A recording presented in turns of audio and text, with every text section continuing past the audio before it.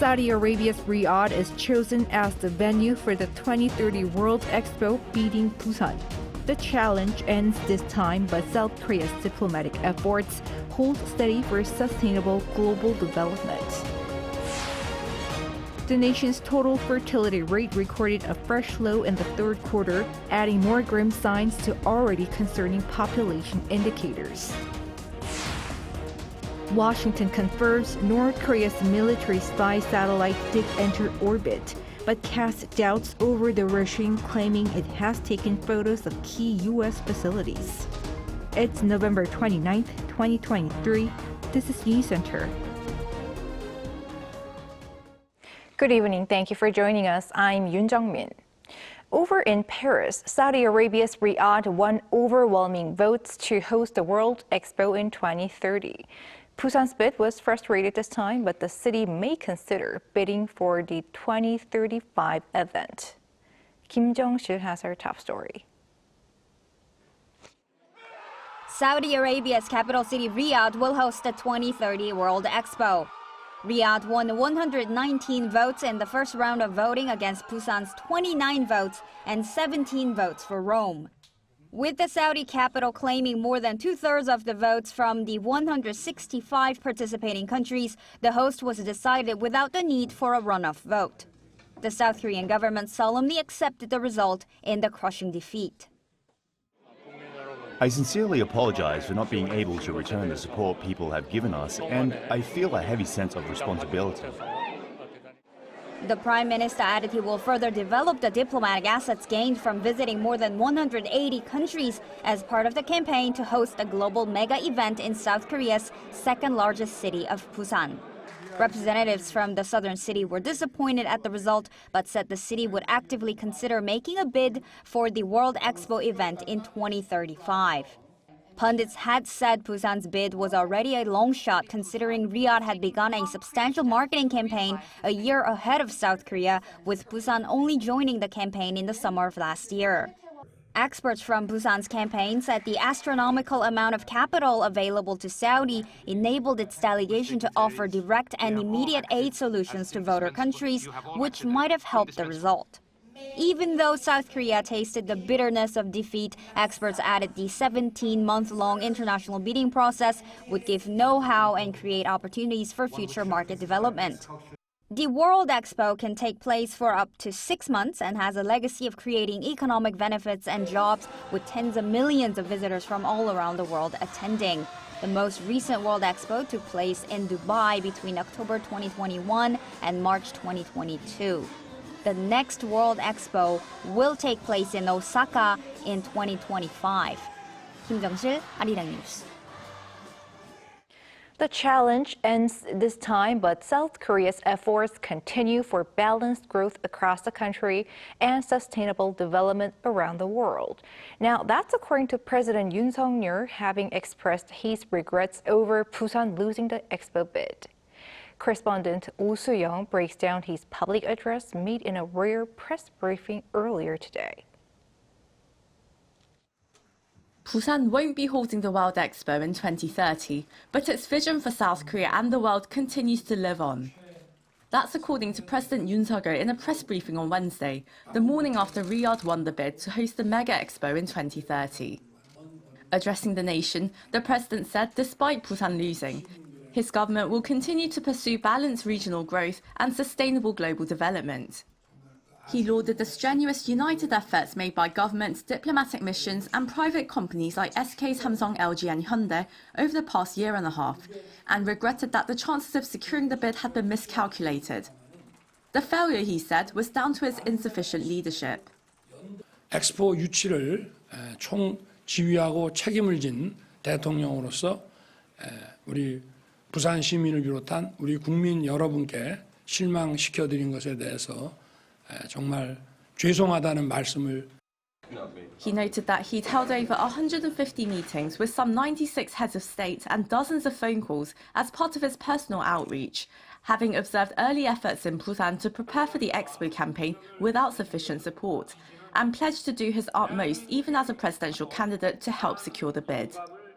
Still, Yoon said, the purpose of holding the expo was not only to develop Busan, but to promote balanced regional development across the nation, particularly in the southeastern Yeongnam region and the southwestern Honam region, which includes cities like Gwangju, Busan and Daegu. 부산을 해양과 국제금융과 첨단 산업 디지털의 거점으로서 계속 육성을 하고 우리 영호남의 남부 지역이 유기적으로 연결해서 굳이 서울까지 오지 않더라도 남부 지역에서 부산 거점으로서 모든 경제 산업 활동이 원활하게 이루어질 수 있도록 인프라 구축을 차질 없이 해 나가겠습니다. He added that South Korea will also maintain Busan's vision of promoting sharing and solidarity, with no change to its foreign policy stance of contributing to global development, having received the support of the international community after the 1950-53 Korean War. The president further congratulated Saudi Arabia for winning the bid, calling it a key partner country to South Korea, and pledged to provide sufficient support to hold a successful World Expo in 2030. Oh Soo-young, Arirang News. Moving on, Washington has confirmed North Korea's military spy satellite did enter orbit. However, it cast doubts over the regime's claims that the satellite took photos of key U.S. government and military facilities by saying there are plenty of images of the White House and the Pentagon online. Choi Min-jung reports. The U.S. has downplayed North Korea's claims that its military spy satellite photographed key government and military facilities. Speaking to reporters on Tuesday, U.S. Department of Defense spokesperson Patrick Ryder said there are plenty of images of the White House and the Pentagon already available online. Ryder said he had no information to offer regarding the images allegedly taken by the North. His comments come as Pyongyang earlier this week said its spy satellite had taken images of the White House, the Pentagon, and other U.S. military facilities. The regime has yet to release the photos. The Pentagon did, however, confirm that the North satellite entered orbit, but refused to comment further. We're aware that it did enter into orbit and that it involved ballistic missile technology, but beyond that, at this point, I'm not going to have any further details to provide. Ryder also reiterated Washington's ironclad defense commitment to South Korea and vowed to maintain close consultation with Seoul and Tokyo to monitor related developments. We will continue to stay in close consultation with our Republic of Korea and Japanese allies, as well as other regional partners and allies, and monitor that closely. The U.S. also noted that it is continuing to closely monitor Pyongyang's restoration of guard posts and heavy weapons along the demilitarized zone. Choi Min-jung, Arirang News. South Korea's Joint Chiefs of Staff Chairman Kim Myung-soo attended the 6th Indo-Pacific Security Forum on Wednesday. Military officials from 20 countries, including Japan, China, and India, gathered at the Multinational Security Forum online to discuss security challenges in the Indo-Pacific region. There, Kim labeled North Korea's recent launch of a military reconnaissance satellite as a blatant violation of UN Security Council resolutions. He also asserted Pyongyang's act poses a serious threat to the peace and stability on the Korean peninsula and called for international efforts to deter the North evolving provocations. Other topics discussed included addressing cybersecurity threats and collaborating to enhance responses to climate change. The 28th Annual United Nations Framework Convention on Climate Change starts tomorrow in Dubai, the United Arab Emirates. South Korea's Ministry of Environment announced on Wednesday that a delegation led by Minister Han Hwa-jin will attend a conference where participants will discuss ongoing efforts to attain the goals of the 2015 Paris Agreement. These aim to keep the global temperature rise below 1.5 degrees Celsius from pre-industrial levels, and Minister Han will detail South Korea's endeavors to achieve this. She will also promote the carbon-free alliance proposed by President Yoon during the UN General Assembly, which was officially launched last month. The conference will be held from November 30th until December 12th.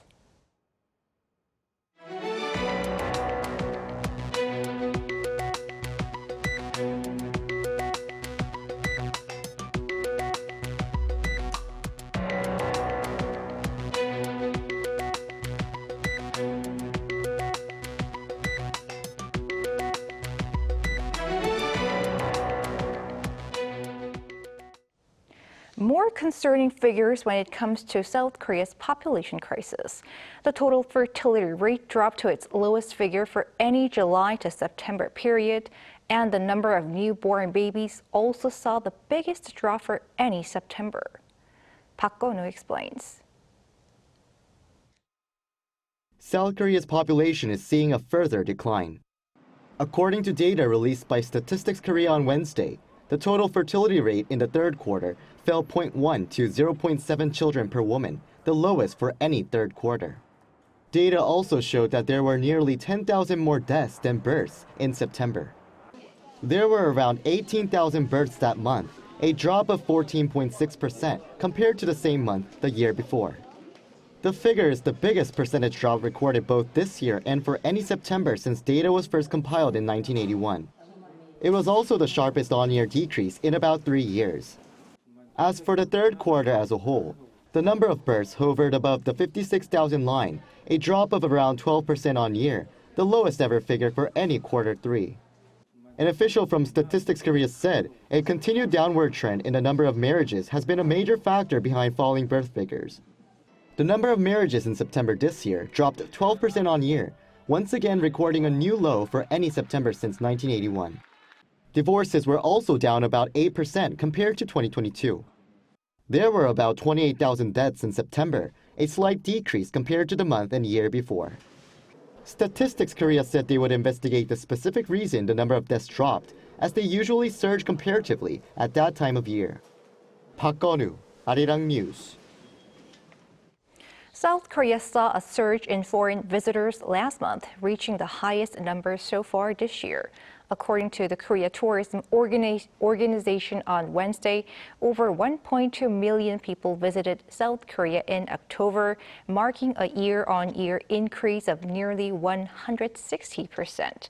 This is the fourth straight month that the country has surpassed 1 million visitors. The cumulative number from January to October has exceeded 8.8 million. As such, the government expects that it will easily achieve its target of 10 million tourists this year. By region, the highest number of visitors in the first 10 months of the year came from Japan at 1.8 million, followed by China and the U.S. The Export Value Index for October saw a year-on-year increase of 2.4%, turning positive for the first time in 13 months. The Bank of Korea says this is largely attributed to an increase in overseas sales of high-value-added vehicles and a rise in oil refinery operation rates. Exports of petroleum products also increased by 17.4%. With import prices falling below export prices, trade conditions have also improved for the fifth consecutive month. In the Middle East, on the fifth day of an extended 6-day truce, there have been more hostage prisoner exchanges between Israel and Hamas, and there is talk about the possibility of yet another extension in ceasefire. Lee Seung-jae has the latest. On the first day of the 2-day extended ceasefire on Tuesday, Hamas released 12 more hostages, including 10 Israelis and 2 Thai nationals. According to the International Committee of the Red Cross, it successfully facilitated the release and transfer of 12 hostages out of Gaza via the Rafah crossing with Egypt. In exchange, 30 Palestinians were released from Israeli prisons, including 15 women and 15 minors. According to Israeli media outlets including Haaretz and the Times of Israel on Tuesday, Israel and Hamas could potentially agree to extend the ceasefire by a further 2 days to December 2nd. The reports indicate that the two sides could agree to an extension under the same conditions as the existing deal. Israeli authorities have not confirmed the report, but said that they're reviewing the matter. And amid raised hopes of a continued pause in fighting, Israel reported clashes between its military and the Palestinian militant group. According to the Israel Defense Forces, troops were injured in an attack by Hamas in northern Gaza. The IDF said 3 explosives were detonated in 2 locations in the northern Gaza Strip, which constitutes a violation of the ceasefire agreement. However, Hamas countered that the IDF violated the ceasefire agreement first, adding that the clash was a response to a clear violation of the ceasefire agreement. Meanwhile, small quantities of fuel have arrived in northern Gaza. According to the United Nations Office for the Coordination of Humanitarian Affairs on Tuesday, other relief supplies supported by international organizations, including water, ready-to-eat food, and medical supplies, also began arriving in the northern part of the Gaza Strip. However, international relief organizations point out that the current supply of aid entering the Gaza Strip falls short of what is needed. Lee Seung-jae, Arirang News. In India, dozens of construction workers trapped in a collapsed tunnel were all successfully rescued after 17 days. Our Choi Soo-hyung explains how. All 41 construction workers who were trapped in a collapsed mountain tunnel in northern India were rescued safely on Tuesday local time after more than 2 weeks. None of the men were injured. I'm healthy and fine now. It is through your prayers and the hard work of the central and federal government that I was able to come out. Or else, I don't know what would have happened inside. It's been 17 days since a section of a Salkiara tunnel in northern India's Uttarakhand state near the Himalayas collapsed about 200 meters from the entrance on November 12th, sealing it with debris.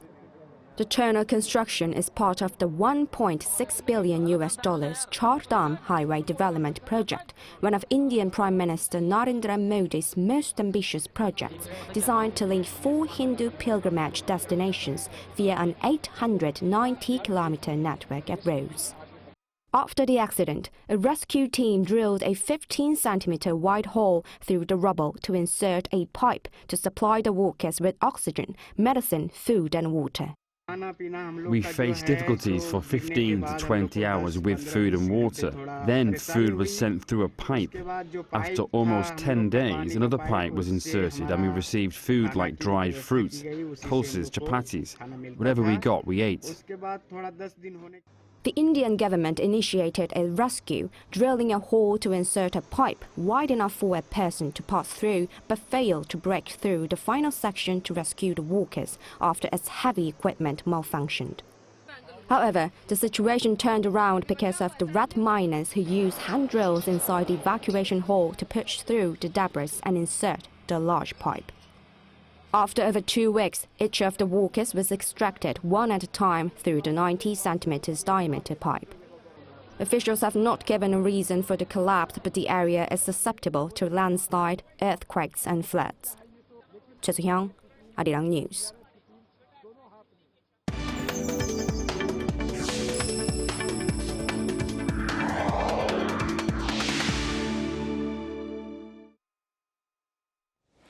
The global popularity of Korea's music, movies, and drama has had a substantial impact on its image in the international arena, and there is belief that the country's efforts to play a greater role in tackling universal concerns will serve to further strengthen its cultural influence. Now, this is according to Korea's ambassador for cultural cooperation. Our Pei-eun-ji caught up with her. What began with major hits by Korean artists including Psy's 2012 song Gangnam Style and BTS becoming the biggest boy band in the world, the Korean wave, or Hallyu, has undoubtedly taken the world by storm. The country's entertainment industry broke records not only in music but also in film, with the movie Parasite in 2019, then the Netflix show Squid Game in 2021. Netflix even announced earlier this year that it'll invest $2.5 billion in South Korea over the next 4 years to produce Korean TV series and movies. South Korea's ambassador for cultural cooperation explains the real strength of this comes from the Korean people and its history, as well as the country's early adoption of technology. The history that they went through, the cultural adaptations they made, and the way that they were able to express themselves through song and dance. And I think that with a combination of IT and the YouTube and social media and the connection with their fans overseas has really sort of allowed the Korean wave to be so strong. As for its impact, she says South Korea has definitely, to a certain extent, been able to gain soft power, or the ability to be able to influence others through attraction rather than coercion or force. But it's very difficult to measure soft power because it is a soft power. It's not in a matter of dollar signs or the amount of tanks or military, artillery that you have. So it is a difficult power to measure. It is difficult to know how much of an effect it had. But I do think that Korea has soft power. The Yoon administration has been seeking to expand South Korea's global presence, with the concept of a global pivotal state as its foreign policy vision, highlighting its commitment to play a more active role in tackling regional and global challenges. Son says this idea of fulfilling its role in the global community will allow Korean culture to continue to dominate. I think Korea, in terms of giving back to the world, to being a part of decision-making that leads to a better world, those kind of activities by the Korean government is what will allow Korean culture to be sustainable. She also says there are many areas in which Korean culture is becoming popular, including food, fashion, and language. I mean, it is sort of swerving and it's bubbling under the surface in so many different areas that I think it's just exciting to think about where the next big wave will come from. 배은지, Arirang News.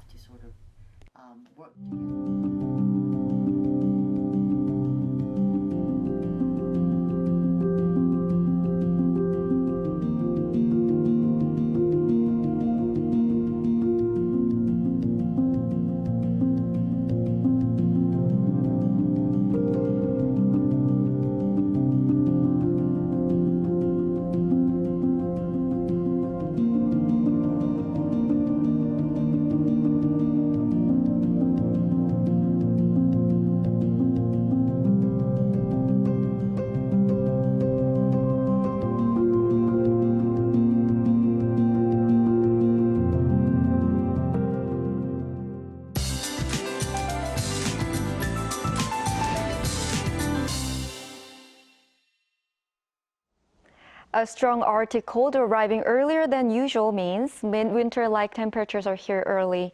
We could be waking up with the coldest temperatures of the season tomorrow at -8. The wind chill will peak to this time, plunging to -13 degrees Celsius. Temperatures are predicted to tumble overnight. The cold wave warning has been further expanded to Gyeonggi-do, Gangwon-do, and Gyeongsang-do provinces. As the cold gets more severe, snow is expected to be concentrated around the west coast tomorrow. Up to 5 centimeters is in the forecast for the mountainous regions of the Jeollado provinces and Jeju Island, and 1 to 3 centimeters in the Chungcheongdo provinces. The snowfall will continue on the west coast until the day after tomorrow. Extra caution is necessary with icy roads. Most regions will see morning temperatures in the minus range. Seoul will start off at -8, Daejeon -6 degrees. As for the daily highs, Seoul will get up to 0 degrees, Daejeon and Gwangju 3 degrees. Frigid spells will continue to prevail for the remainder of the week, then gradually ease from daytime this Sunday. That's all for Korea. Here are the weather conditions around the world.